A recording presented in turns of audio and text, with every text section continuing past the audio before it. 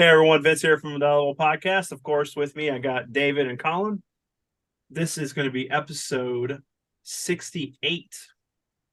This week we're going to be talking about, some prevalent news that's going on about DC. We actually had an actress who passed away that was big on The Last of Us, which is another thing we'll be talking about here, the TV show for that. All right, let's get into it. Hey guys, been? Okay.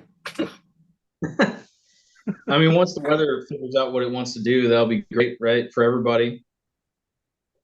Yeah. Having these big 20-degree swings between days in a week is a little ridiculous. I think that's what did me in. I mean, because we had like really cold weather on Saturday and then it got hot.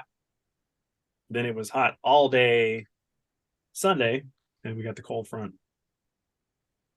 today. I mean, and the rest of the week is just nothing but rain, right? It's just like every single day, just chances of rain, rain, rain, rain, and then it's gonna be cold on top of it. And then, like I said, by Monday, we're back to 70. It's like, what's going on? Oh well, right? That's the fun of weather, I guess. Yeah, In Mother January. Nature, it's one of those things. It's like it can't make up its mind. Nope, not at all. So I guess it forces us inside a little bit extra, right? So I know what you've been really knocking out Dead Space, right? The Mm-hmm. remake that Yep, came out. I've enjoying it a barely lot. touched it. I feel bad. Like I went what sucked was I went to go buy, like, so I didn't pre-order it. I was horrible. I didn't think about it. I didn't pre-order it. So I went into the GameStop and they're like, "Well, did you pre-order it?" I'm like, no. And basically said, "Well, you'll have to wait 48 hours because I guess now I you would think a game like that they would buy extra copies of, but no, they just had their pre-order quantity and that was it. It was like, okay. So I started looking around. I went and looked on Amazon. If I tried to order it through Amazon, I would have been getting it like middle of February, is what they're telling me. I was like, what is this nonsense? So I went looking around and I was like, and I saw, that Best Buy supposedly had it. It's like, man, I haven't set foot in a Best Buy in like 2 years. I guess I'm going. Walk in there, boom, there a whole wall of it. It's like, all right, found it. Snatched it up, brought it home, fired it up, played through about the almost through the entire first mission, and then I remembered I hadn't beat Callisto yet, and I don't want to cheat on Callisto with Dead Space. So I was like, I'm gonna put this away. I need to go beat Callisto. And naturally, I didn't immediately start playing Callisto. Instead, I went and finished Greedfall for some reason. So I finished Greedfall for the second time, and I'll get around to those other two eventually.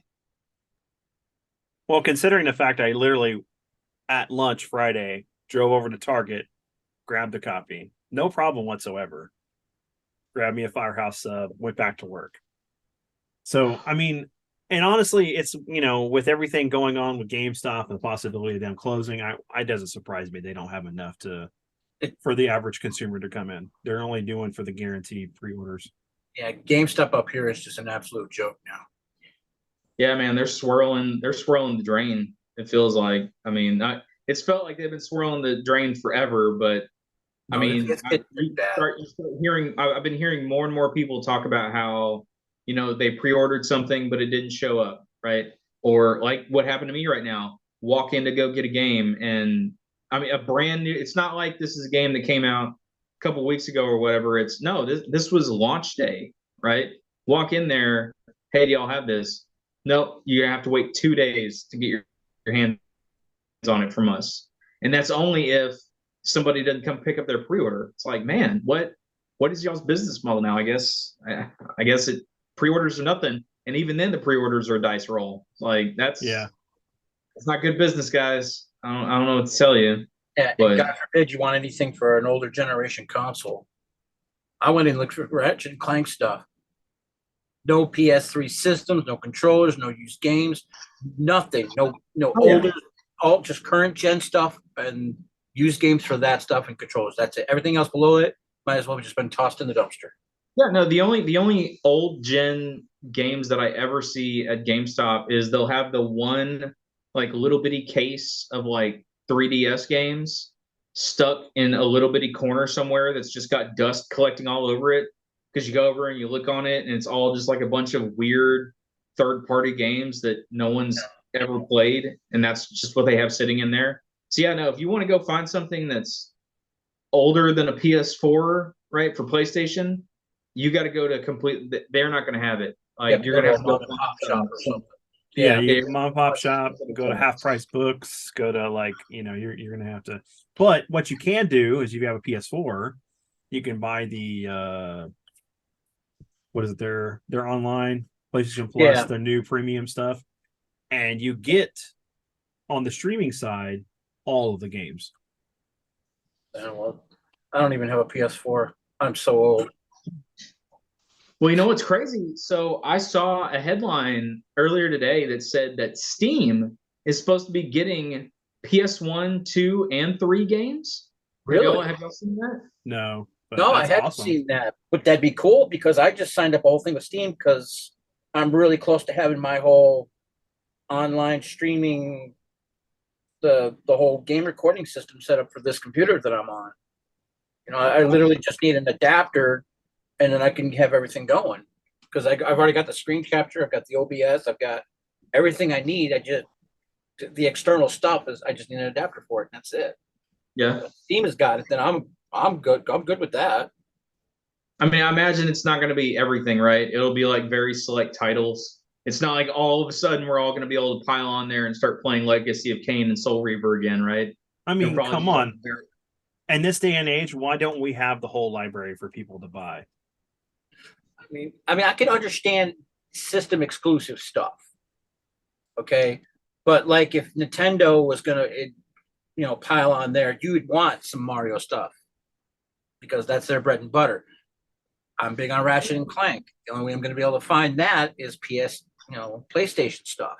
Unless they say, okay, below a certain point, let's go ahead and put it up there. So I think honestly, it'll come down to first party stuff is going to be easy, right? First party stuff, it's Microsoft, Nintendo, PlayStation. They're the ones that call the shots on it. That's the easy stuff to get away with. It's third party games where you start getting into the murky waters, especially older ones, right? Because who has the rights these days? Yeah. Who's holding them? Are they being curmudgeons about it? Are they holding on to it? Is it some company that dissolved and now some random dude out there somewhere has the rights to this thing? Like what was the Lovecraftian game that everybody loved on the GameCube because it screwed with you so much? Eternal Darkness. Yeah. Yes. Like Eternal Darkness, the company that made them that was what Man, it was. They went under, and it was bad, right? The way that company went under because they were in the middle of developing a game, and then they went bankrupt, owned a whole bunch of people money. It was not pretty. So it's like, where did those game rights sit? Because man, it would be great to be able to go back and play something like that. Because I mean, everybody remembers and talked about that game when it came out. It was great. It was fantastic because it was a different type of experience to be had, and don't know if we'll get back around to it. You hope that with the what was it, Eidos, right? Or was it Eidos? Who owns Legacy of Kain and Soul Reaver? I thought it was Eidos. I thought it was. It is Eidos? That's so. what I thought. Right? I don't remember, but it might be. Now they've got all the rights to their stuff back, and now it's like, okay, let's get back to Deus Ex. Let's look at a remake or a remaster, right? And bring back Legacy of Kain and Soul Reaver and go out there and start seeing what the market looks like. Because man, there's so many awesome IPs that sit around somewhere out there collecting dust. It'd be awesome to get access to. So hopefully Steam is getting this right. Hopefully this is a chance where we can see some older titles come back to light and maybe see some life sprung into them. But yeah. So how is Dead Space? It's fantastic. The story's just as good as it was originally. For some reason I'm blurry. There we go. What else? The Isaac's a little bit more mouthy this time around, yes, right? he is. He's, instead of being the silent protagonist, he's the very talkative with his opinions on what he thinks about what's going on. It's great. It's not bad. It's really good. I do like some of the changes they've made to improve the game. Like you can actually just go into zero gravity and float and maneuver yourself around because of the new jetpack system he has. It's pretty cool. Yeah, I mean that's the part that I'm the most excited to get to, just because like the old game was fun, but it was like you just look around, right? And it's like, okay, I'm gonna jump over there, and it went into the whole animation of him floating over and grav booting down. Mhm. The idea of just being able to float in free space on top of dealing with the necromorphs as they're just diving at you from walls, I imagine is pretty harrowing. So I'm Yeah, looking forward. it definitely like really makes things fun when you go to those levels where you had to do that stuff, where you just jumped off and you kind of floated there, and hopefully you weren't getting shot by stuff. Right. So, but yeah, no, it's great. I'm on chapter 7 at the moment, and I'm going through the mining colony area or the mining area. So it's been fun. Cool. Yeah, outside of finishing Greedfall, that little bit of Dead Space, and I did make a little bit of progress on Callisto. I actually spent the majority of the weekend playing board games because I broke out Fortune and Glory, which I haven't played in a very long time, and got the kids in on that. They had a blast with it. I won. I broke a gaming curse that I had in that, because there's an item you can get that's a plane that basically doubles your movement throughout the game. And historically, every time I've ever laid my hands on that stupid plane, I'll be ahead of everybody. I'm on the verge of winning. And then somehow I hit every single roadblock on my path to victory, and I would lose, like without fail. And it was like I would be winning, and then all of a sudden I would get that stupid plane, and then I would just plateau, and then I'd get beat. I'm like, what is this? So I finally beat my plane curse, and then my absolute favorite superhero board game, Sentinels of the Multiverse, which is up there. They've been coming out with the definitive edition of their game, which they basically went back to a lot of their early stuff, and they're retooling all their characters, all their heroes, all the environments, streamlining a little bit, making it a little bit easier to play and get through. And I bought the definitive edition, and the first expansion for the definitive edition came out, the Rook City one, and that came in on Friday. So I was playing a handful of matches with the kids and the fam with Sentinel. So that was awesome. You know, I'm surprised that you weren't like going to tell me that the reason why you kept failing with the plane segments is because, you know, you fell asleep with short round, and then the guys that, you know, they jumped out of the plane who were flying you, and you just didn't have the raft. You didn't have the raft, so you just crashed. It felt like it. It really did at certain points. I'm like, what is going on with this game? This is ridiculous. But yeah. Yeah, that was the majority of my gaming over the weekend. A little bit of progress on a couple games, finishing Greedfall because I was replaying it because of the DLC. Mm-hmm. That's done now. Now I'm just waiting for 2, which is like years away at this point. And then a lot of Sentinels, some superhero goodness, man. The other thing, short round, I didn't realize Ke Huy Quan was in Everything Everywhere All at Once. Yeah, I did not realize that. He plays the husband. It's great. I was like, wow, that's really cool. It did take me a second, and my wife realized, like, knew who it was immediately. And I'm sitting there, and it's one of those moments, right, where you're looking at this person's face, and you just, in the back of your mind, you're like, I know this guy.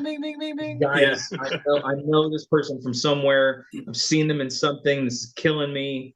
And then finally, it's like, you know, it clicks in place. You're like, oh, it's Short Round. That's awesome. Dude, where have you been? I didn't realize you still made movies outside of Jones, but no time for love, Dr. Jones. Anyway. But, you know, it's funny because, you know, he could have been in Dial of Destiny. Of course, he's not. Where's Short Round been, huh? He just like dropped him off at an orphanage or something? Probably. He had to go to school. That's what it was. He was on spring break during the events of Temple of Doom. Had to go back to his studying. Makes total sense. Yeah. If and that's one of the sad things about Dial, right? Is like, if that movie is going to be the indie send off that everyone seems to think it's gonna be. It's like how can you do a sending him off into that dark night, right? And not be able to bring back the people that you can to get those little member berries in there. It seems like a little bit of a missed opportunity, but who knows? Never know. It might. I mean, even if it's just a cameo or something. They are doing reshooting because of the fact of the dethroning of Kathleen Kennedy and how bad that film has been not received well at all. And luckily it was like what Bob Chapek and Iger that were all like, they saw the cut and he was like, no, this ain't happening. I know. Yeah, I know what this is. No. You're not going to shoot our last ace in the hole for the legacy characters. So hopefully it's going to happen. Hopefully it's going to be like, this will be a good movie. Nothing bad. It'll be like the final trip for Indiana Jones. Yeah. He won't die. He'll live long enough to go and be the old man that we remember from the Young Indiana Jones Chronicles. Yeah, but thing is, the newer versions of that, people are reporting they take out all the old man stuff. Dad said something about what that actually is. It's not like I think they took him out because of I don't know, like runtime or something, or I don't know. I was so disgusted just by the headline, I didn't want to follow up on it. But maybe they're gonna maybe they're doing a special reshoot for those. That would be cool. You can have Harrison Ford come back and actually, since he's 80, and just redo the shooting for that. Yeah. I mean, it would add more continuity to the thing. Well, think about this too. You could have the whole thing where, like I said originally, have Sean Patrick Flannery come back and he can play, older Indiana Jones, so he can continue on the adventures, and then Harrison Ford could be telling the stories at the beginning. Yeah. Yeah, we'll see, man. Fingers crossed. But Colin, did you were saying that you've got your Steam stuff set up? So have you actually played anything on it yet, or you're just a couple of things, just getting the feel for it right now? Like Goat Simulator and what's the other one I played? Ben the Exorcist. I played a little bit of. Basically, I'm just trying a couple different random things of the free stuff right now and building a list and getting the feel for, because it's been quite a hot minute since I've played on a computer style game system. Man, it takes a minute. Like I remember playing Morrowind on the original Xbox, and I played the crap out of that game so much, man. I loved Morrowind. It was so good. It was so much fun. Just the spell crafting in that game got so ridiculous. And then I went and I got it on PC, right? And I sit down and all of that muscle memory in my brain starts coming back. But now I'm this. Yeah. Right. And my brain's like, no, you should be like this. And then these are mapped to here, this is mapped to there, this does this no. Gotta learn brand new controls for it. I'm like, man, this is weird. This is really weird. I'm not used to this. Yeah. That's kind of where I am right now. Once I get the general feel for it, then I'll test the waters of at least trying to screen record it and everything. So I've got everything else set up for that part of it. Mm-hmm. And then the idea is to post them up on my YouTube channel. I'm going to do a secondary channel for gaming on it, and then link that to the dad level. Yeah, then in your Juju Cube. Well, the Juju Cube is the music side of it. Well, yeah. I'm still trying to decide on what I'm going to call the gaming channel. Like Bad Gaming or something like that. Dad's playing badly. I don't know. So, but yeah, I'm pretty close to having it set up. And of course I got my entertainment center, the core of it thing going. So I was able to catch up on a couple of TV things and try and get back in the loop. Yeah. Yeah. One of the things I did not this past weekend, but last weekend was I picked up Vengeful Guardian Moonrider. And I ended up live streaming that. So it's that game with a samurai. It plays just like Mega Man X. So I saw, like, I was looking at the trailers for it, and I know you say Mega Man X, but it looks more like what I remember Shinobi 3 looking like.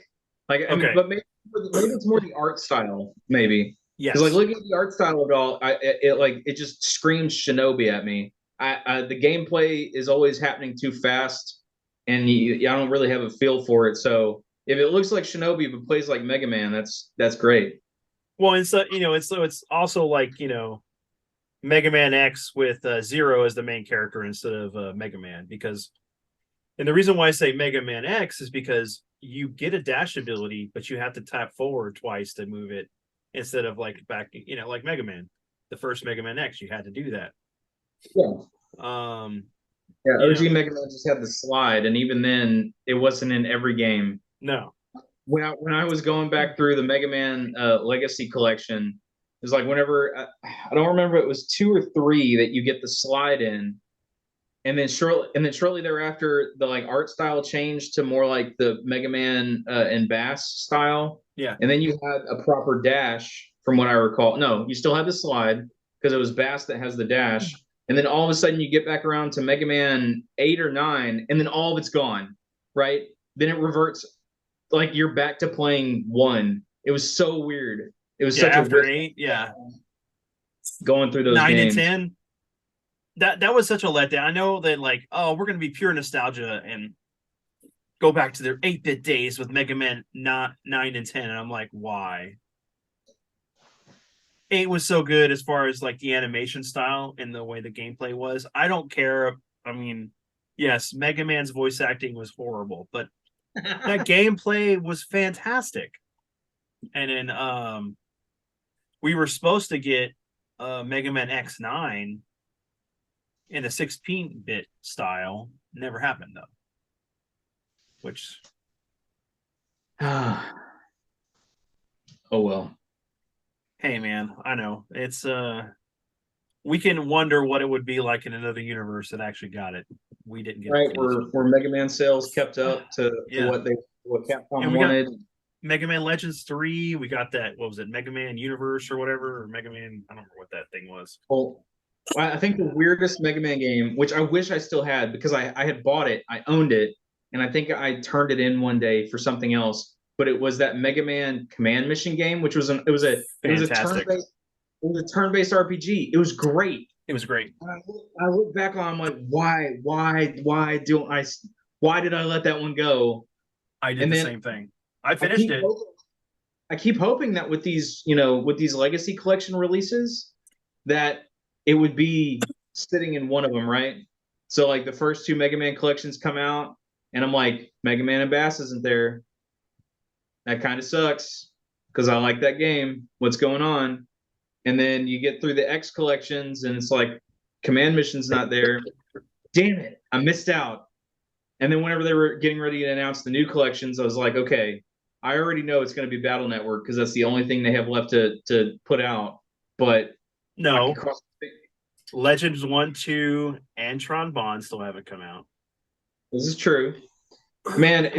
I will be shocked if I would. It would be great, but I will be shocked if the last Mega Man collection is Legends. It's basically all the ones they haven't. Yeah, put out everything yet. left out. So it's like the what is it, Mega Man EX or some or E10, or, extended edition or something that has all the extra games that we missed out on. Right. Mega Man Miscellaneous. Miscellaneous here. There you go. Just everything else. It doesn't really fit in the first 2. It doesn't really fit in X. It doesn't really fit in 0, and it definitely don't fit in Battle Network. So, whatever. Here's what we got left. Y'all enjoy. That'd be nice. Yeah, That'd be sweet. But and then they can get on their off their happy asses and give us the Breath of Fire collection. we don't want to go down that road again, man. But I know. Yeah, it'd be nice. I'm like looking at my PlayStation 3 right now, and I've got Breath of Fire 4 on there. So 3, which sucks. Yeah, 3. 3 is the only one. It's like the most beloved one outside of 2, but it's the one that gets no love in terms of re-releases anywhere. It's two, dude. I'm pretty sure at this point you can get two on mobile. And two is great. Don't get me wrong. It was the very first one I ever played. It was the very first one I ever beat.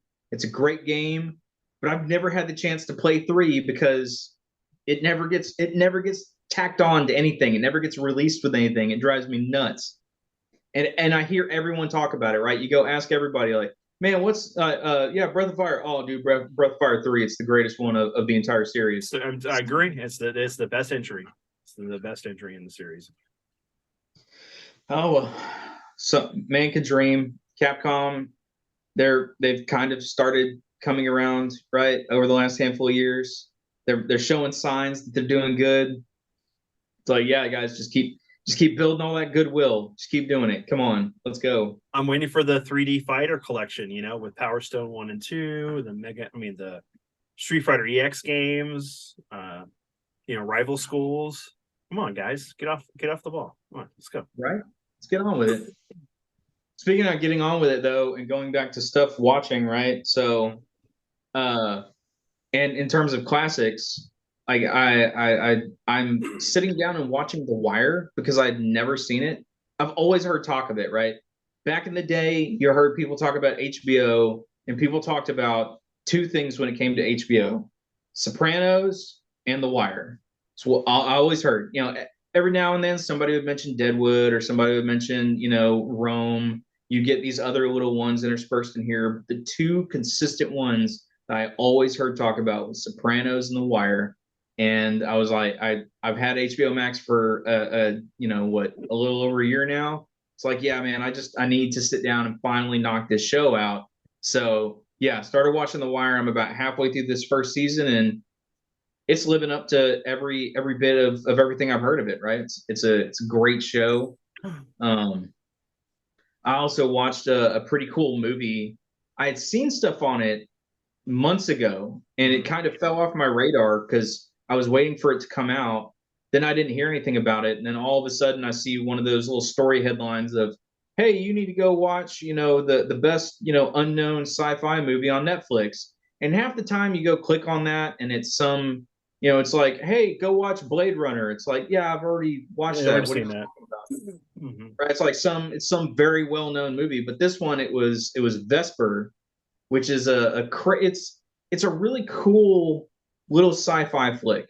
And the way I described it to y'all, and I still stand by it, is it's if Nazca and the Valley of the Wind and Children of Men kind of mixed and created a movie, that this one definitely feels in that kind of style, right? Like, and the imagination that went into the world to like all the technology that exists in it is bioorganic. So there's like this little floating head that goes around everywhere, but it's like partially constructed of fungus. So she has to do maintenance on it at one point, and she just like pops a thing off the side of it, and it's just this gross, like nasty, viscous thing that she's having to dig around in and mess with. And it's like you just don't really see, imaginative sci-fi in that vein a lot. And it's really well done. The effects are really good. The story is really strong, and it's a great movie. So if y'all haven't had the chance, I would definitely say, and you have Amazon, if you have Amazon and an AMC plus, subscription going on, it definitely go check it out. It's really good. It's a really really good show. Most of the stuff I've been watching is pretty old. I mean, like, me and my wife watched My Cousin Vinny, and then what was it? We started watching Maverick, since I haven't seen that in a while. My wife's never seen it, so it was just funny watching her interactions with just at the beginning with Mel Gibson, Alfred Molina, and Jodie Foster. Yeah, it's good.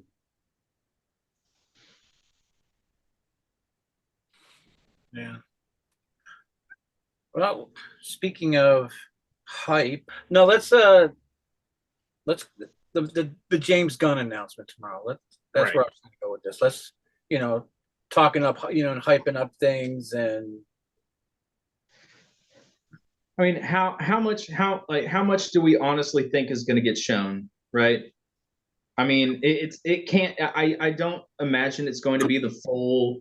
Hey, here's the 10-year plan, right? It's not like it's going to be one of the big Marvel announcements where it's like, here's the next 45 movies we're putting out in the coming 3 years. Like, good lord, is that really necessary? I don't know that it is, but hey, cool. At least I guess you can see the roadmap of what they're going for. I imagine it's probably the first. It's probably the first year, right, worth of content, just to give everyone an idea of what they're working toward, right? What's coming. At least that overall outline of, hey, this is the first set of stuff to come out with, just to show people what's out there, put some of the rumors to bed, right? And finally start, laying some of this stuff down in concrete. Well, you got to wonder too, is how much of it's stuff that's going to be like storyboards, the ideas, because I mean, there's not enough time they've had with him at the helm for him Yeah, to you don't make have like a trailer. trailers for anything. I mean, No, you no, may get it's just it may be logos, it may be, you know, they'll probably use comic books or something like that to as placeholders or stuff like that. But I mean, I figure 6 months to a year, like Dave was saying, is they're gonna say, okay, these things that these characters are gonna be first. This animation is they're gonna reiterate some of what he was saying. Like, okay, this is gonna be connected to this, and this is gonna be continuity to this. We're gonna have Elseworlds. He's probably gonna lay out the grand picture, but as far as like what's coming soon, this is what you have to look forward to. Yes, there's going to be complete reboots. No, there's not going to be complete reboots. Dave Bautista is not playing Bane. Where is Jason Momoa in all of this? He's going to.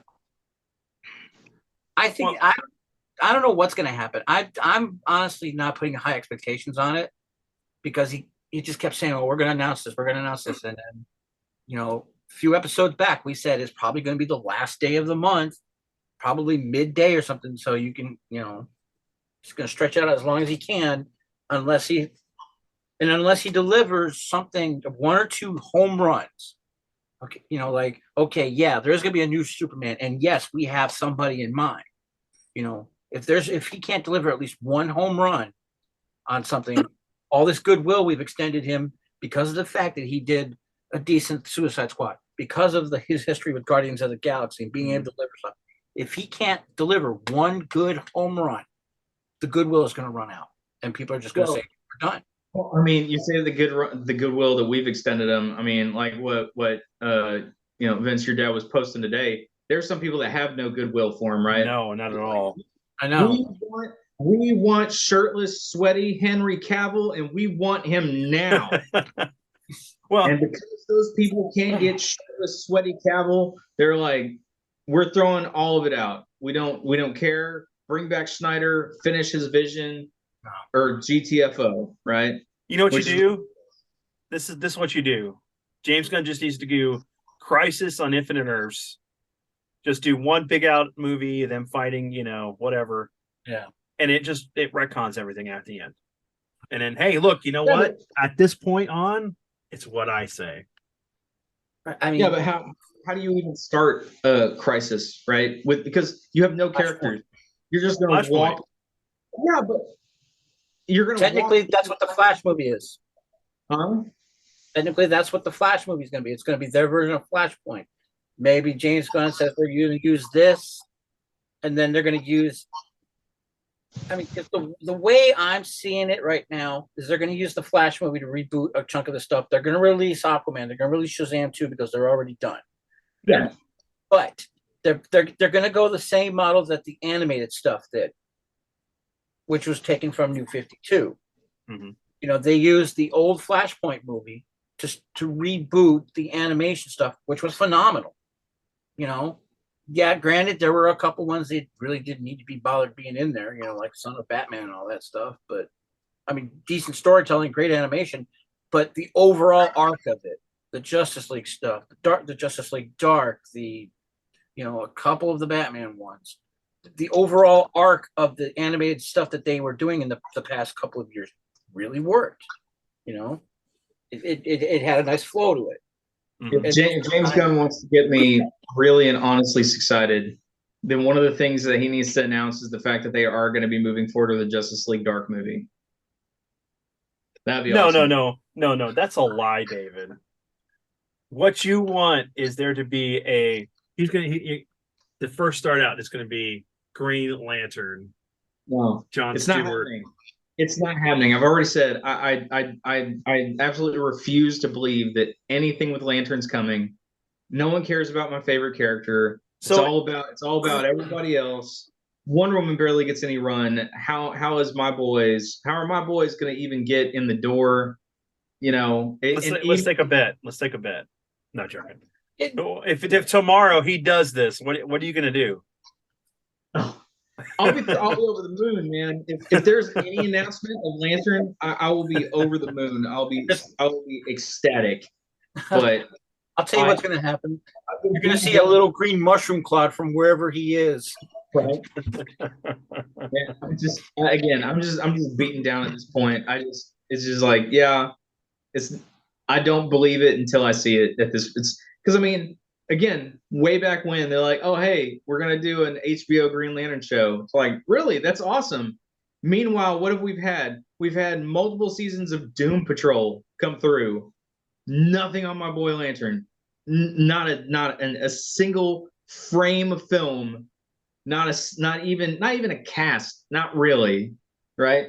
Nothing ever got laid out. Nothing ever got set in stone, and now it's gone, right? Oh, I'm gonna get True Detective, the John Stewart story, which is not Lantern. I mean, I'm sure it could be okay, but it's not. It's not what I want. I need cosmic. I need clashes. I need explosions. I need Star Wars turned up to 12, right? And all of it green and yellow and nonsense. That's what I need. So And you're gonna have Kilowog going around going with a bowcaster going. It'll be no, A big green bowcaster. That's how the training will go, and it won't be shooting arrows. It'll be like in Secret Origin whenever he threw the giant yellow discus and just absolutely obliterates Hal in the face with it because he doesn't realize the weakness yet, right? Like, yeah, he's just gonna be walking around with a giant machine gun filled with, yellow clay discs and just be firing it at the rookies all over the place. Be like, block this, poozer, bah, bah, bah, bah, just taking everybody out. It'd be great. Not gonna happen. But we'll see. Like, I imagine it's gonna be Superman, right? It'll probably be explaining, like you said, right, the comic origin of it. They'll be using comics. We might even get some like early concept art for what they're going for, right? I imagine a Batman is going to get announced because God knows we can't go more than 6 months without something Batman involved. They might give an update to the Joker, right? They'll probably say something about Shazam and Aquaman and what's going on with that. Could we get a Flash trailer? Does anybody think we'll get a Flash trailer out tomorrow? Super Bowl. They're still that they've already announced it that it's going to premiere during the Super Bowl.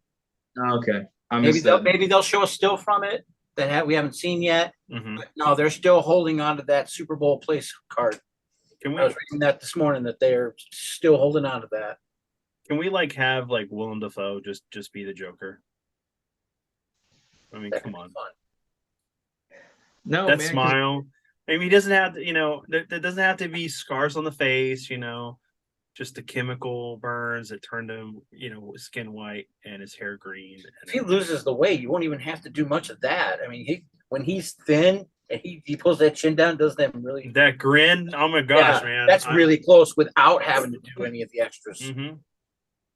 I mean, it definitely would look like Cesar Romero, But you could have an older Joker. He doesn't have to be the same age as Bruce.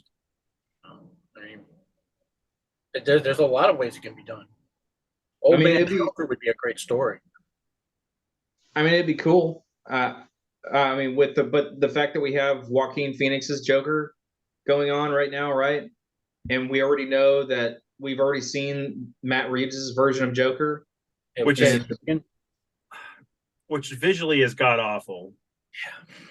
Yeah. But the way he was portrayed was fine. I like that whole thing of him like, what can't you do as a detective? And he's helping him walk through the process of trying to find this guy because the Joker would do that. Yeah.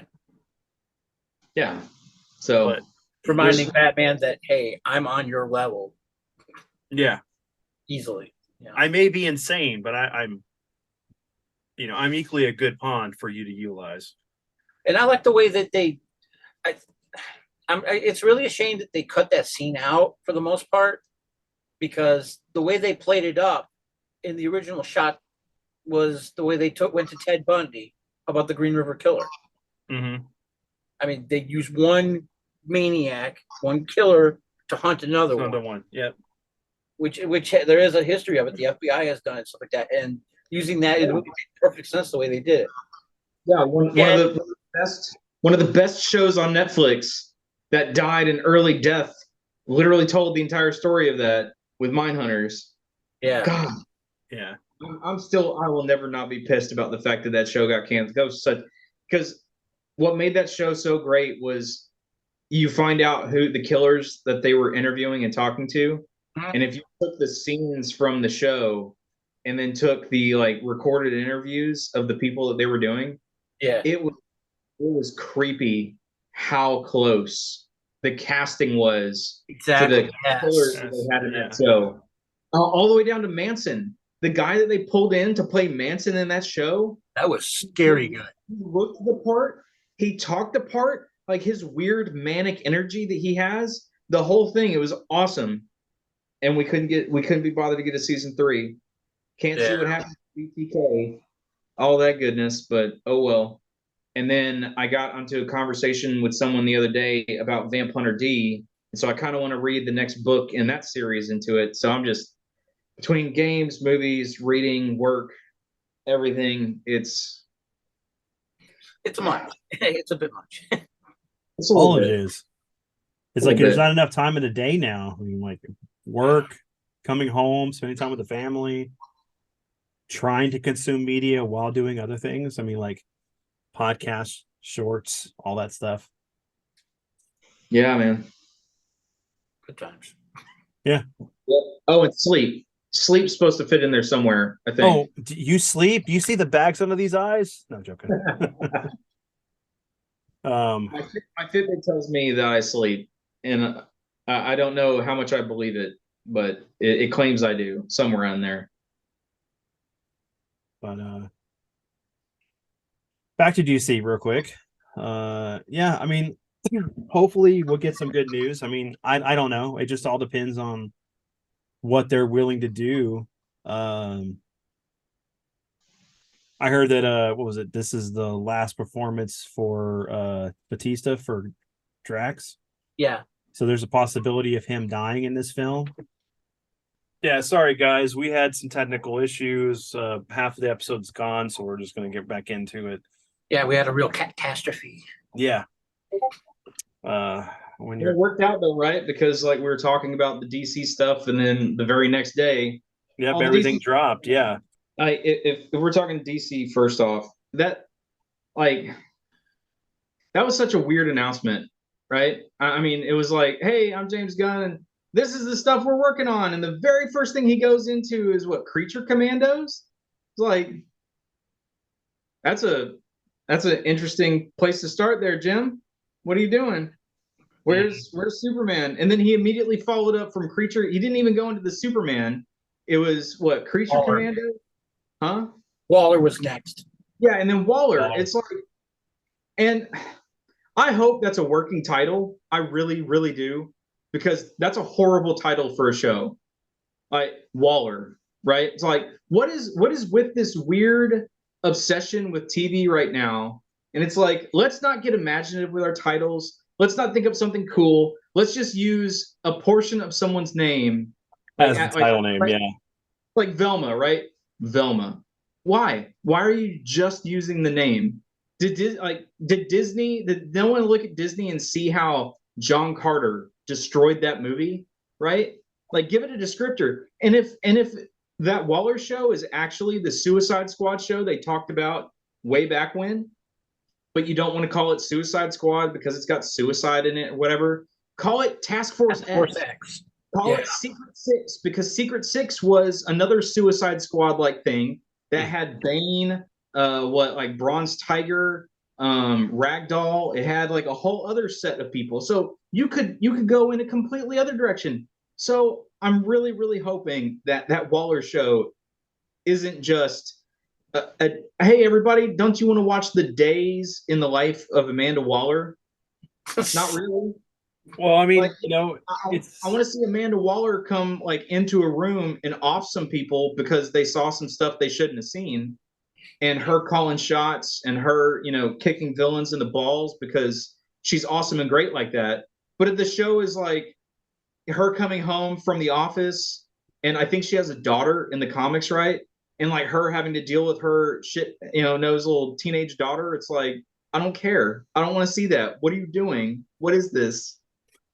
well, I mean, considering the fact that we got what the Thunderbolts coming from Marvel side. And Yeah. Is James Gunn just copying what he saw when he was working on Guardians 3? Who knows? Yeah. I don't know, man. But at least there you have the Thunderbolts. You have the name of the team. Yes, you do. Yes. It's not some generic, just one of the cast members' names in there, right? And not even like their code name, like their actual name. It's so stupid. It's going to be a down to earth, Murphy Brown type of show with Amanda Waller. It's going to have like fourth wall breaking moments. God, I hope not, man. I hope not. I'm like, so I honestly looking over the slate of stuff. It's such a weird mix, right? Like one of the weirder things is you're going to do the Authority before you do this version of the Justice League. So you're gonna do the team that is kind of taking the P out of the Justice League. You're gonna do them before you do this Justice League. And I mean, like the Authority is fine. Like we kind of talked about. I never read the Authority books. The most I know about the Authority is I think they were created by Warren Ellis, and they're like a less aggressively adult version of the Boys, right? They're not as violent and psychotic and all that as the Boys, but Midnighter's not exactly a even keel person, right? He's a very much more psychotic Batman than Batman and all that. So I don't really understand why they're going that direction other than the fact that James Gunn likes weird out there characters, which is great, right? For the people that know the comics, for the people that know these characters that are off in the background constantly, it's cool that they're getting their chance to come up and have their light in the sun.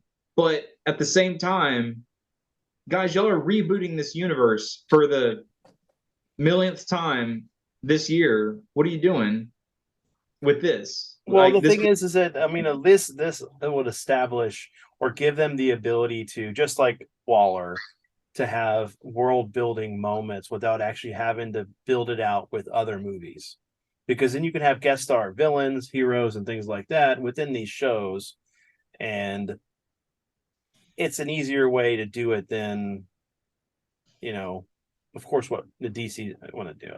Well, but the shows need to be good enough and interesting enough to draw people in, to make you want to watch, to pick up on all that extra stuff, right? Right. For like who didn't know that WandaVision existed and then walked into Doctor Strange 2, they would have no idea what's going on, right? They'd be completely lost.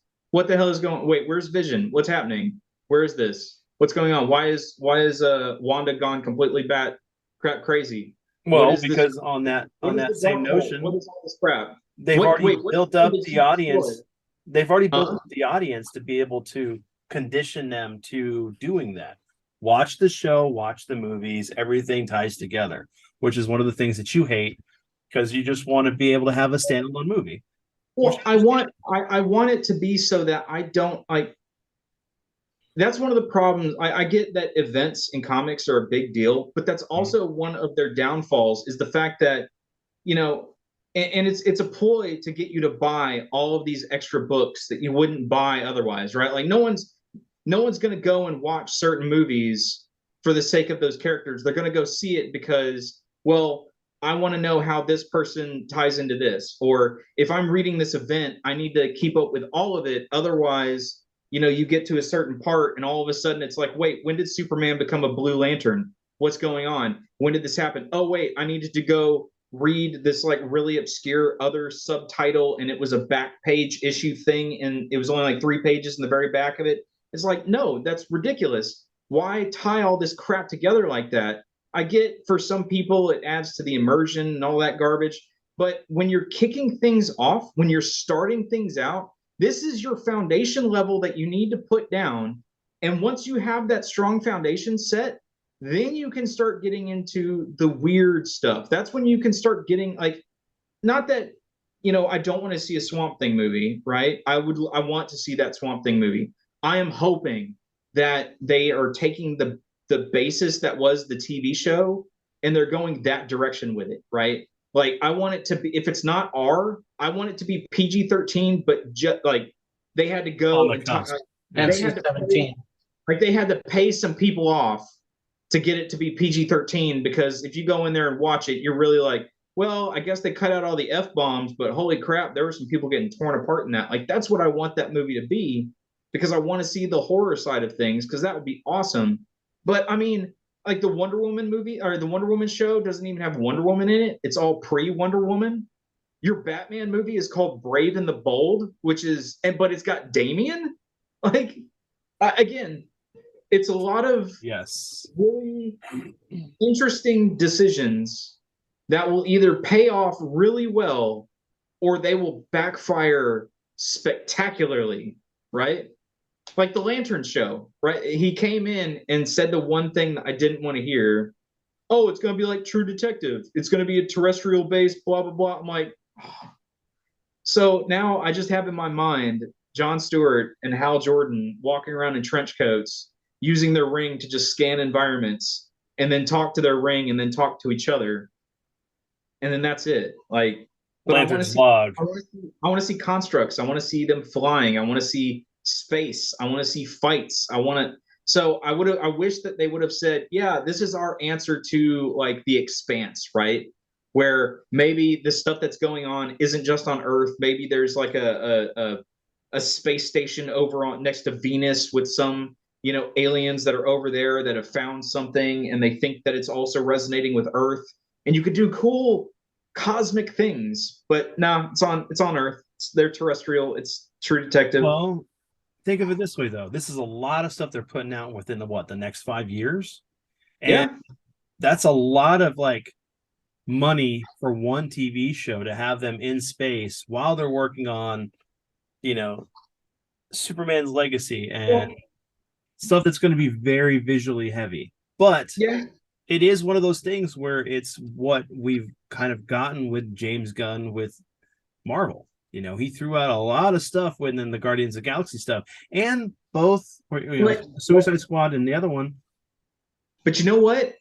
If Green Lantern the movie was more like Guardians the movie, I would love it because Guardians was on Earth for all of 5 minutes. Right. Guardians was on Earth just so you could see Quill get picked up as a kid, and then you never go back there the rest of the movie. Yeah. That's what I would love to see a Lantern movie be, right? Not that amount of humor. I don't need that amount of comedy in it. Please God, no. But like that's what I would love to see that. But you're right. You can't do that with a TV show, or at least you don't want to start off doing that with a TV show. So I'm a little sad that I'm not getting the Lantern that I want. Still, it's not there. Getting a Lantern. But I'm getting surprising. Hopefully it's good, right? I mean, like the big thing about all this is just please don't suck, right? Just please don't suck. Do good. Make Damian an enjoyable character and not an insufferable little shit the entire time, right?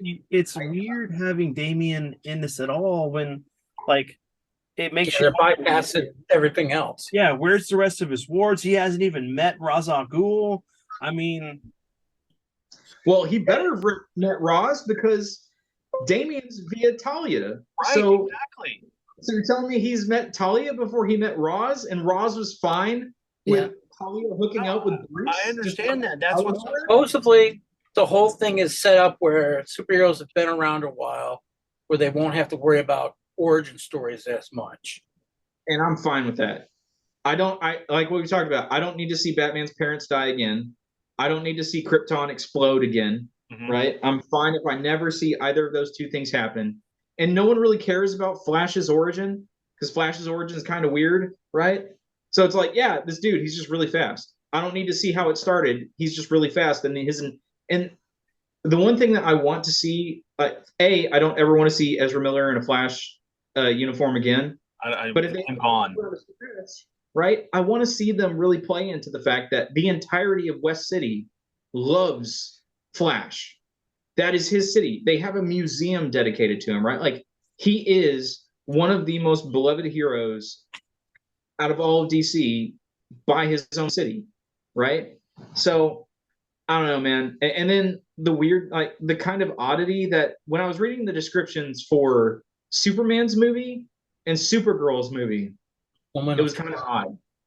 odd, huh? Supergirl, Woman of Tomorrow. Yeah, but if you read it, she sounds like she's gonna be like a really angry, very aggressive type of person. Like, I grew up on a rock and floated through space all this time, and I showed up, and it's like, she's gonna be running around like tearing dudes' arms off, and Clark's gonna have to like try and rein her in. I'm like, that's kind of weird. And then the Superman one, Superman having to balance his Kryptonian heritage with his like Earthling upbringing. What does that even mean? I don't know. It's very weird. The whole thing from What? beginning to end. Okay. Did I lose something here? Because like his Kryptonian heritage. I mean, like he was raised here on Earth. I mean, like, Yeah, no, that's what I'm saying. I mean, it doesn't make sense. Yeah, what does that mean? What does that mean that he's trying to balance his Kryptonian heritage with his Earthling upbringing? What does that look like? Why would I be interested in that Superman story, right? At this point in time, and maybe it's the dramatic reaction to Man of Steel. Like if him having to deal with his Kryptonian heritage means that we get Brainiac, I'm on board. Yes. Right. I Brainiac. understand. It's one thing if it's like you're dealing with the two teachings of his two fathers, because he has like his father in the crystal form that he talks to kind of parallel to the original Superman movies and his father on Earth. So it's like, yeah, he's the sensibilities of what one wants versus the other. But I would have made it to where it's more like him having to deal with the fact that like maybe he wasn't as powerful when he was younger, but as he became matured and his level of like abilities have increased because of the sunlight and him having to deal with that and learning to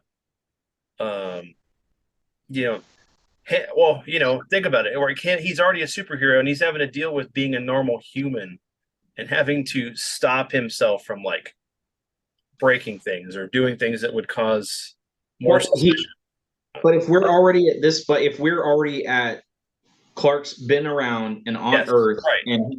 and he's already been Superman for multiple years, then he already went through that growing period as a kid, right? Right, that's where it doesn't make sense. It doesn't make sense what he's trying to accomplish here.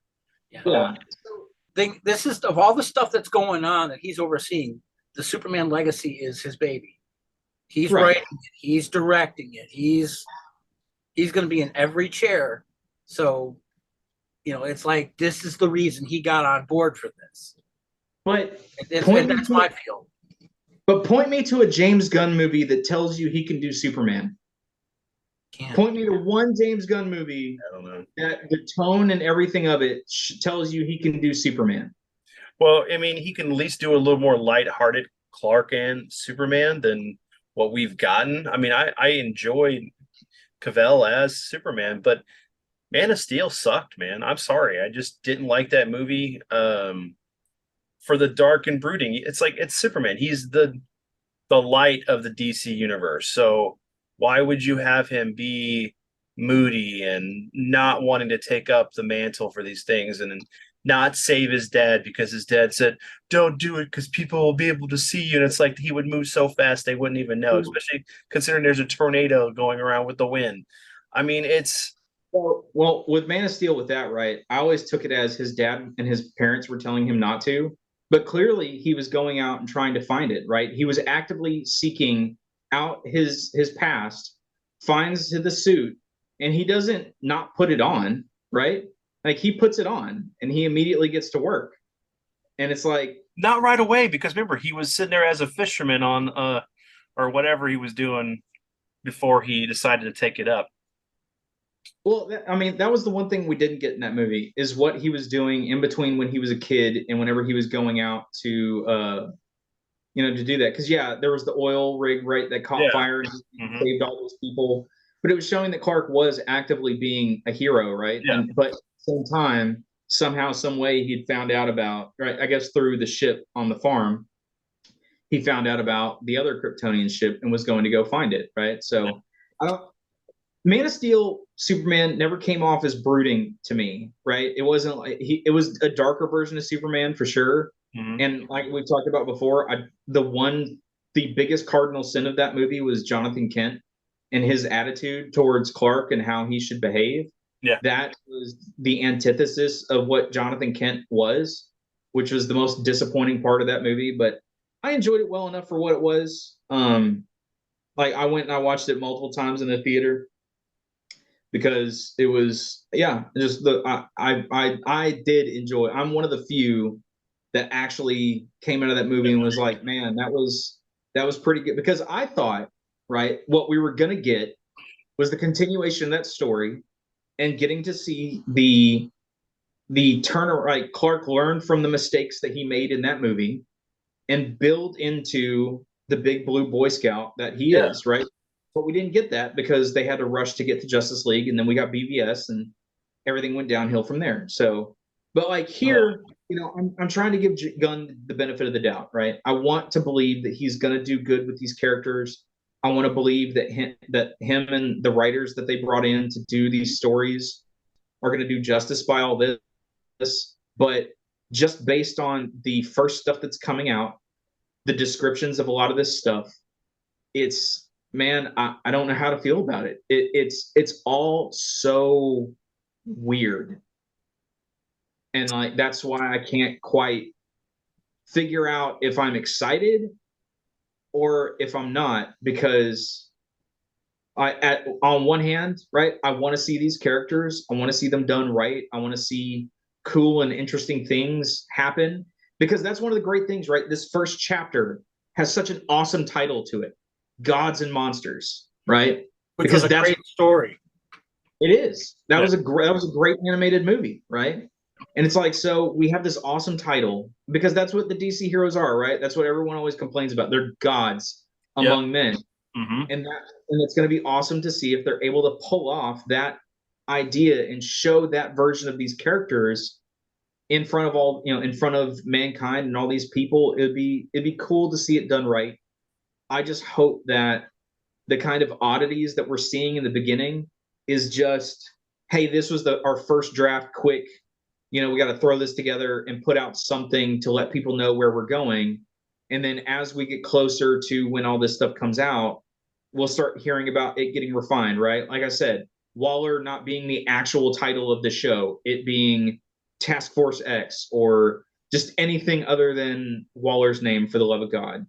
And if we get like another more in-depth description of the Superman movie and we get to hear about maybe who he's fighting and all this other stuff, right? Like as information rolls out, it'll definitely play a big part in informing us whether or not they're going in the right direction or not, because right now it's a little unclear for me.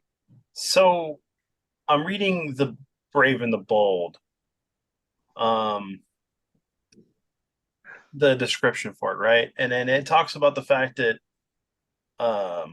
this was the run they're kind of taking this from is one of the ones with Grant Morrison. And it's like, why? Yeah. Well, almost all, if you read like all of them, including the so like Supergirl, Woman of Tomorrow, is a comic book series that just came out in like the last 5 years. Grant Yeah. Morrison, right? I mean, all of the stories that they're doing. I mean, even look at the images that they put up of Superman. It was All Star Superman when they were doing the announcement, right? So all the stuff they're doing is very recent, right? Is within the last like what 10, 15. God, how old is All Star Superman? That might actually be older. That's like at least 15 years, I think, or longer. It's been a while since that came out. But here's my thing is like, so I would hope that we would get a Superman where it's like he's balancing the life of being a reporter for, the Daily Planet, and then him as the superhero dealing with the everyday day-to-day crime, and maybe having his interaction with dealing with Lex Luthor. And then you could bring in like Metallo as the big villain, or somebody that Luthor brings in to try to I don't want to see Luther right away. Yeah, I was about to say, for me, I want to see Superman go against someone else, right? Yeah. And then that be the genesis of like Luthor seeing that, and then that being what pushes Luthor to decide, okay, Yeah. I'm gonna well, start. I wasn't saying like maybe okay, well, not make him the villain, but just have it where he exists in the universe. Well, yeah, I want to you're see gonna have to. I want to see the businessman, not the criminal. I don't want ties to the original run, those original movies. I mean, I Yeah. want something Please truly God. economic. Yeah, please God, no real estate schemes. Please. No Krypton planets. I don't want another more of that nonsense either. But or Kryptonite islands. Yeah. But Maybe an Obadiah Stane approach. Yes, because I want awesome, badass. Will beat you into the ground, hardcore Luther from like the animated series and the comics, right? I don't want Gene Hackman. I don't want Gene Hackman again. Gene Hackman's great in the old movies. He's a fun Gene Hackman, right? That's great. Leave him there. Give us the awesome version of Luther. Give us Mercy, right? And her going around tearing things up and not just standing in the background and then getting blown up by a bomb in Congress and all the rest of that.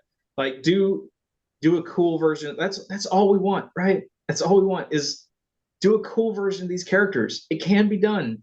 There are good versions of these characters and there are good stories that exist. Just go tell them, please. yeah, but I mean, if that's the thing is where this is what it means is his his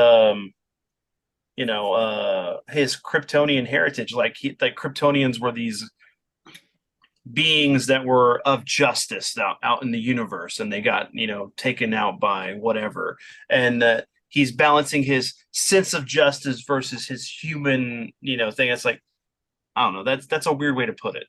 That'd be a really weird way to put it. I can understand maybe him balancing the life of being a hero and a human and dealing with how those worlds are merging together. Especially, I could understand if the Kryptonian side of it was coming in because Kara has shown up, right? Yes, yeah, that would make sense. And having to deal with Kara being there, but that Superman movie is supposed to be coming out like 2-3 years before the Supergirl movie. Yeah.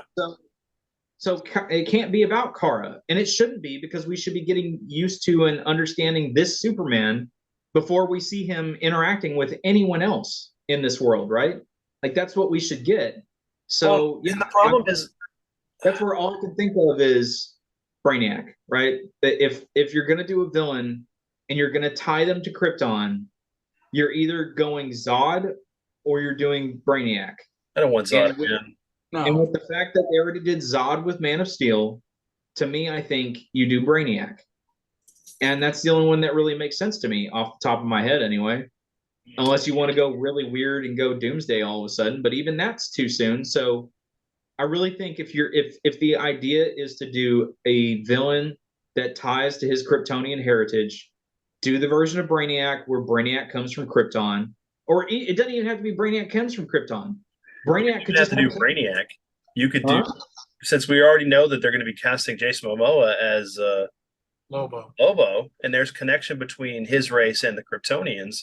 You could have him as the villain, and that'd be kind of cool. Is having the serious Boy Scout versus the versus Lobo. Lobo, yeah. Yeah, you can do Lobo. And I could see that with James Gunn being the story. That would work. Um, the and then just going back to Batman, it's like, well, how old is Batman at this point? He's had to have, you know, Nightwing, and so it's like he's got to be in his 40s, 50s, maybe. No. I mean, he's got a kid who's at least in what, junior high? So Yeah, I mean, And he was saying the other day that yes, there is going to be an age difference between some of the characters. well, and that so think about it though. Ben Affleck as Batman would be the right age for someone who's had three wards and then his son who's in high school. So, I mean, I don't know. It's just like it feels weird having something like that. And not even giving like Dick Grayson the chance to really shine or Unless there's a Nightwing or a Titans thing on the horizon. You got to remember, he said this is only some of the stuff that he can talk about. There was so much more. yeah, I know. He did tease that. true. Especially with the comic books moving to the Titans as the main group instead of the Justice League now. Well, and it does give him room to like say like he does the Justice League series, but have it be Tim Drake, as the Robin in that. So it gives a little bit of a play on the fact that it's like he's an older Batman. He's had these different wars. Then you could have a Nightwing series, and then you could do if they wanted to do the Red Hood Under the Red Hood movie. Take that story and adapt it into a movie, maybe do some extra stuff. That would be a way to bring in the Joker without having to have him as the main villain. Yeah. There's a lot of things, but it's like, I still want to see Mr. Freeze. I don't think I'm ever going to get to see some of like the characters, the villains that Batman has on the screen, true to form and not what killed the dinosaurs. I always love that joke. Ice Age. The Ice Age. I mean, well, but that's the funny thing, right? Is concurrent to all this other stuff that's going on, you still have Matt Reeves' stuff, right? Yeah. You still have the Joaquin Phoenix Joker. You still have the Elseworlds stuff that they are hanging on to vaguely and barely, right? And pushing those forward.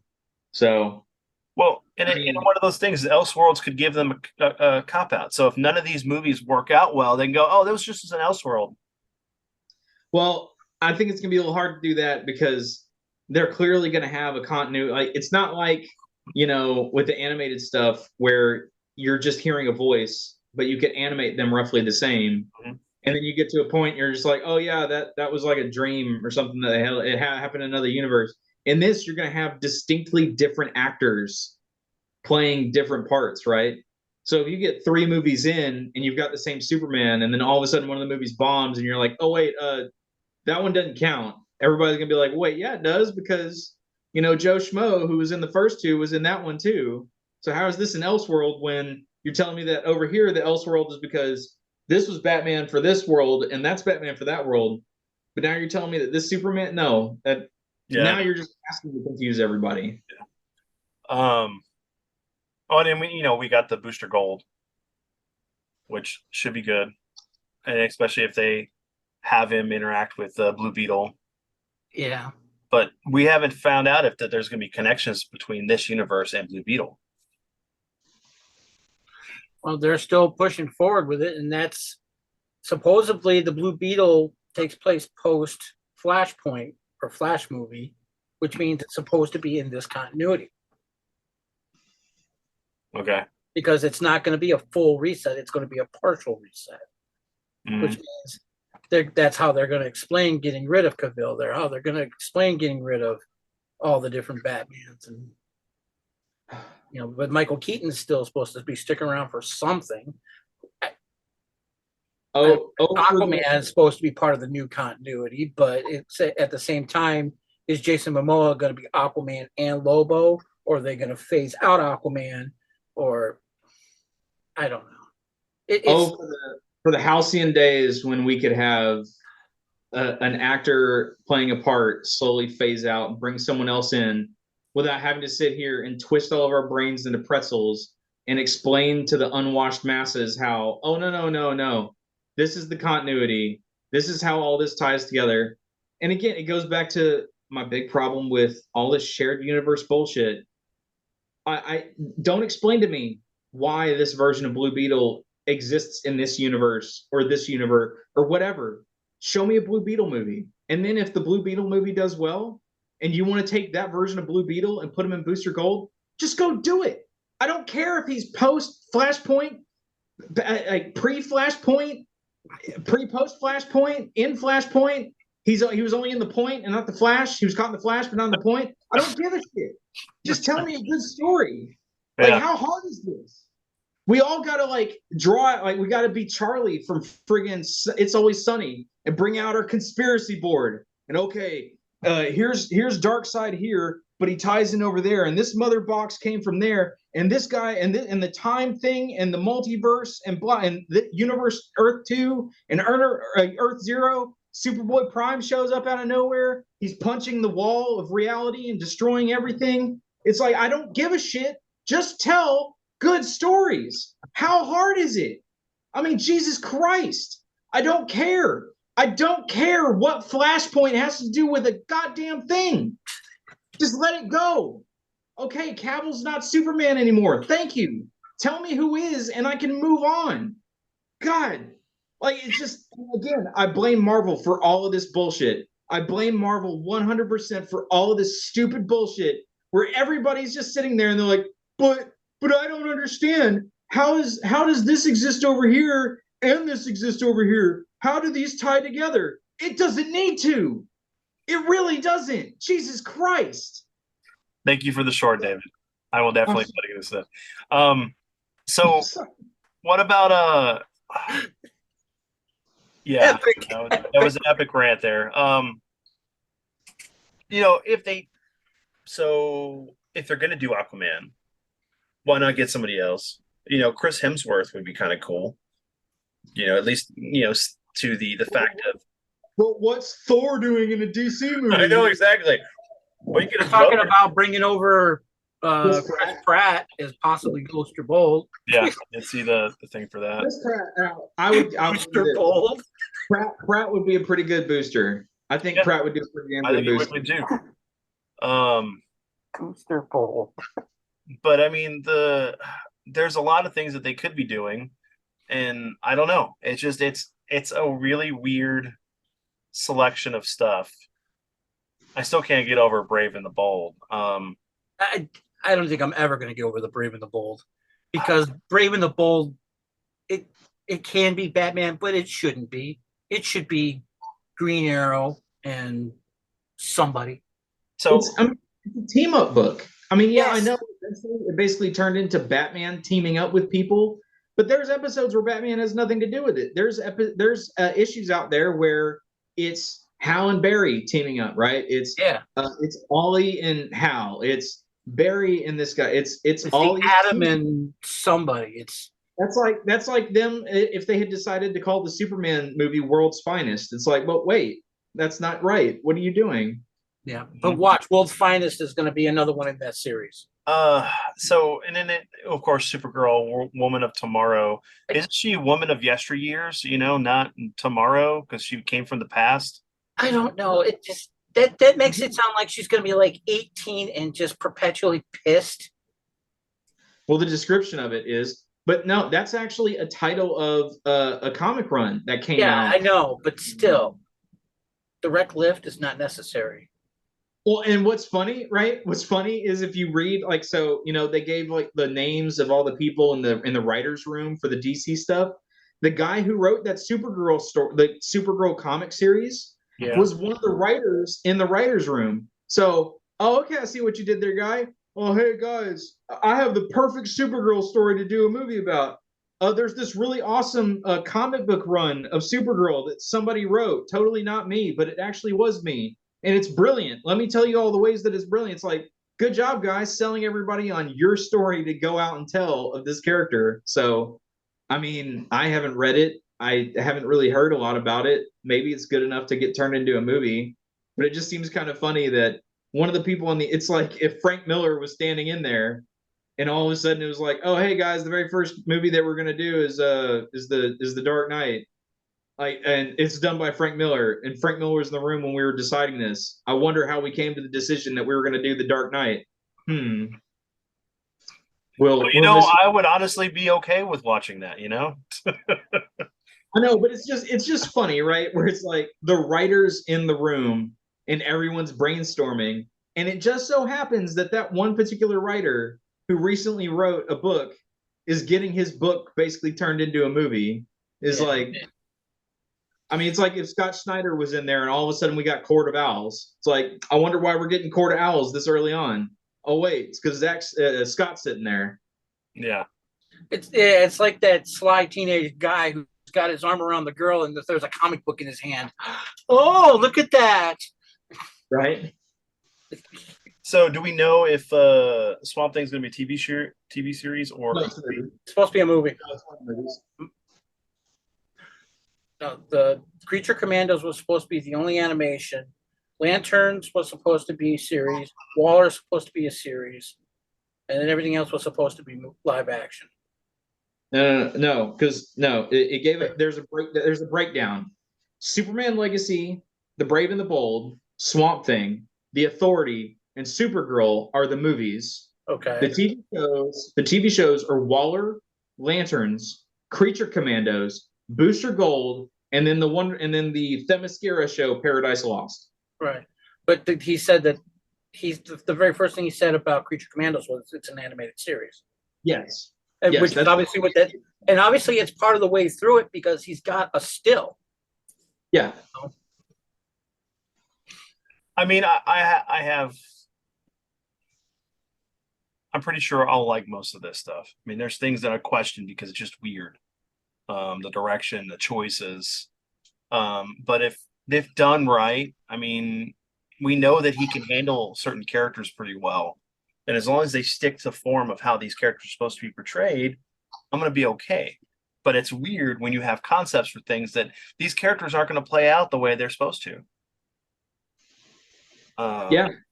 And that's really the trepidation, right? That's the fear is, again, that I'm not going to get a Superman movie. I'm going to get a James Gunn Superman movie, which could be good. Yeah. But he's not really the director that I would have ever picked to have done this kind of a movie, right? I mean, so yeah, again, it's all of this stuff could be awesome. All of these movies, all of these shows could be fantastic. But from what they showed and the way they described them, like I said, I can't say I'm excited. I'm cautiously optimistic, right? I want to see this stuff done because I like a lot of these heroes. I like a lot of the stories they could tell. But until they give me more reason to believe in their vision, I'm not going to be like pushing my chips all in, right? Yeah. Like, no, I'm gonna hold most of mine back, and I'm gonna wait until I find out like who they cast for Superman, who the villains are gonna be, right?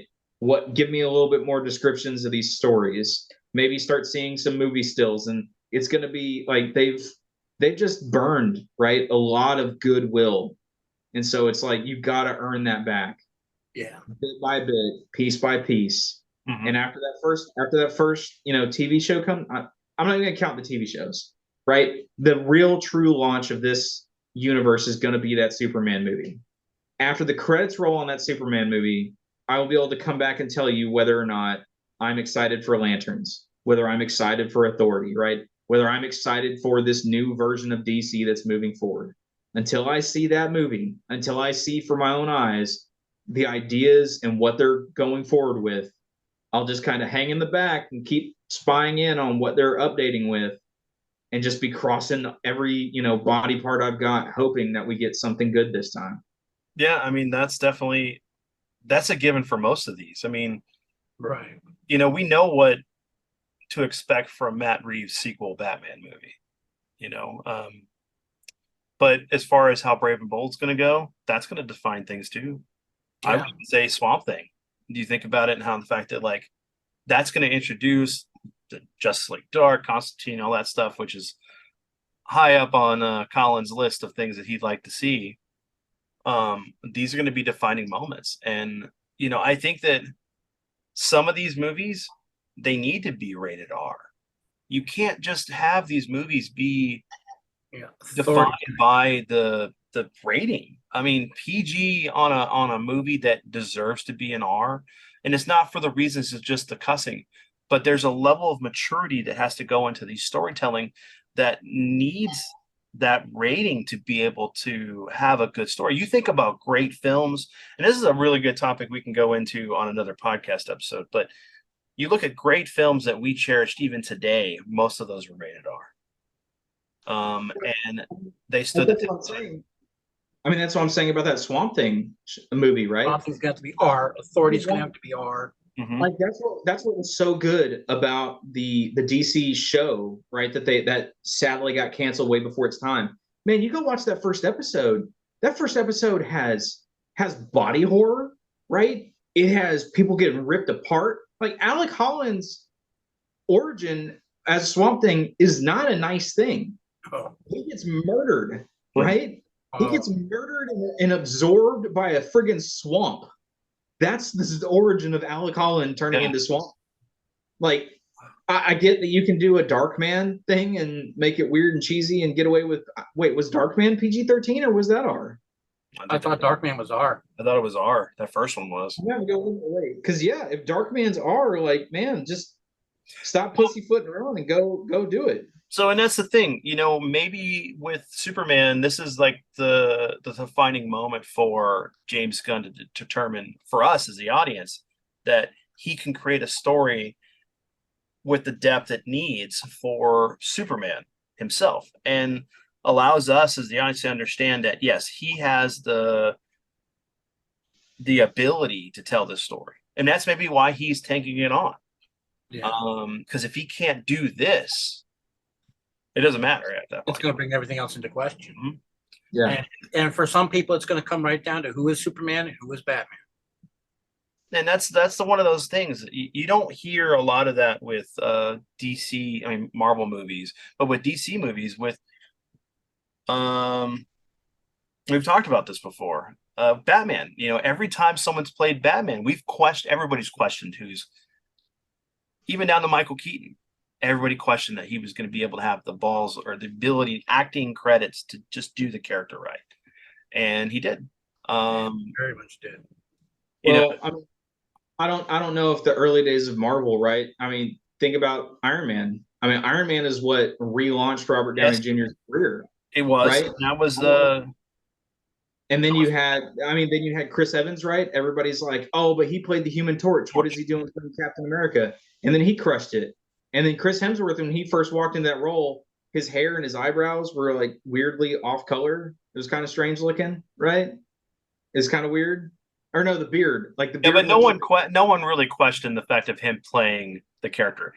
Robert Downey Jr., one thing, yes, completely understand. I mean, but you think about it, a drug addict playing an alcoholic.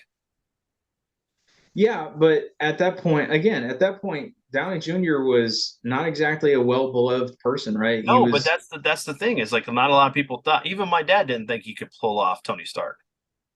And then now he's quintessential Stark, right? Yeah, he is the Stark. Imagine Tony without him. And so, I mean, yeah, it definitely will boil down to casting, right? If like who they get, but they're going to get torn apart before the first first scene even rolls. Doesn't matter who it is, well, especially Superman, right? At this point, all the Snyder fanatics out there, dude, it doesn't matter who they cast as Superman. It's not going to be Cavill. So there's going to be a whole segment of the population that's just going to instantly hate on this movie, on this actor, everything about it from jump because it's not Cavill, which isn't fair. It isn't fair. It's not fair to this story they're trying to tell. Mm-hmm. It's not fair to any of that. It's like, guys, you need to make your peace with the fact that, look, you got the Justice League, right? You got the Justice League you wanted, and now it's done. Leave it alone. He's not selling it. They're not selling it to Netflix. They're not selling it to they're not selling it elsewhere because the rights for that would be a nightmare. Yeah. So you got your Snyder got his last, hurrah, and now it's done. and now we're moving on, and we're gonna see what they're gonna do. So Well, go and take that's your the thing. toys, put them in the box, and go accept the fact that your parents are bringing new toys into the house Yeah, yeah. and see how they work out. Woody had to learn how to deal with Buzz. You know, it happens. Yeah, But yeah, exactly. but I mean, you think about it though, with what they're trying to tell with these stories between Batman and Superman, there's no reason why they didn't have to recast Affleck and Cavill. Because the great thing about Cavill is that you could have done the whole thing where he's like, I'm done. I want to move on. I'm too old for this role. And they could have done the death of Superman and have him rejuvenated like he was in the comic and have cast somebody else as him. But they just did that. They just did the Death of Superman. Yeah. And No, the rebirth of no. Superman. They did that half-ass bullshit. That wasn't. No. But they did it. But they did it. We've already seen the death of. I know. That's So no, what I would rather see, like I'm fine with Cavill disappearing, right? It going off to the because Yeah. now if I DC that's fine. if DC does a good job and we get through this, right? Mhm. Then you can do sometime in the future, you can do your, No Way Home situation, right? And you could bring Cavill Superman in and just make him Kingdom Come Superman, right? Make him like awesome with the red and black insignia this time, right? They And just did that already though. In the future. Huh? Brandon Routh, they did that within the Crisis crossover. Yeah, they did. Brandon Routh was the Kingdom Come Superman. But he's not. He's too scrawny. Well, that I know, but that's what they did. I know. It just But how many people actually watch that? Like, let's do the movie of it. Well, we didn't have the whole thing with having Arnold Schwarzenegger be cast as the Dark Knight Superman. Old man. Anyway. That's such a weird version of Frank Miller's. I know. Frank Miller, all that he's done. He like, I didn't get around to reading Frank Miller until years and years and years and years later, right? And like I read Ronin and I read like his other stuff, and I'm like, yeah, that's pretty entertaining. That's pretty good. And then you read his superhero stuff, man, and it is so Weird. so Yeah. weird. And I get it was like cutting edge and like everything for the time, and it was groundbreaking, all this stuff. But man, reading it now, it's just like, so Superman sucked the like sun juice out of a flower after getting nuked to give himself enough strength to fly above the clouds to regenerate? Is that what you're telling me? He had new abilities, man. I guess.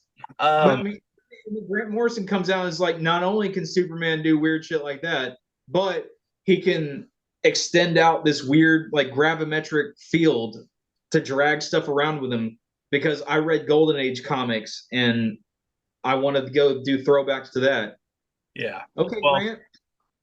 Go drop way more LSD and give us some more stuff, I guess. Can we get an Elseworld parody where it's like it is the Dark Knight Returns, but it's like Stallone and Arnold as Superman and Batman, so as old as they are now?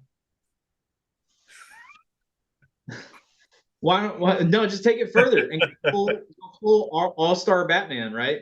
Yeah. Where he's like kicking people in the back of the head for eating chocolate ice cream. Yeah, let's do that. Let's go that with it. And then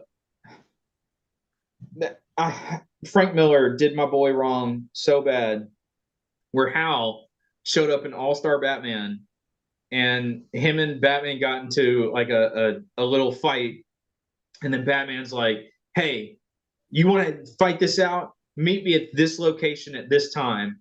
And Hal, like the idiot that he is, goes there, walks into the building, and Batman has painted the entire room yellow, has painted the entirety of himself yellow, and he proceeds to beat the ever-loving crap out of Hal.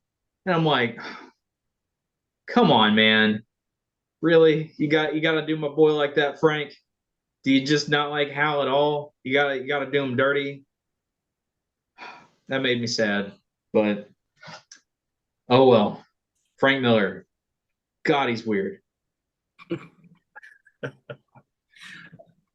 Any thoughts, guys? Any more on this? The closing? No. No, I think we've exhausted this one. All right. All right. Everyone, we hope you enjoyed this episode. I know we kind of didn't discuss a few things we were going to talk about, but hey, then when news drops like this for DC movies going forward, we got to talk about it. So one thing about this channel is we're going to talk about superhero stuff. We're going to talk about films and television. So we hope you all enjoyed. We will catch you later. Bye. Pieces.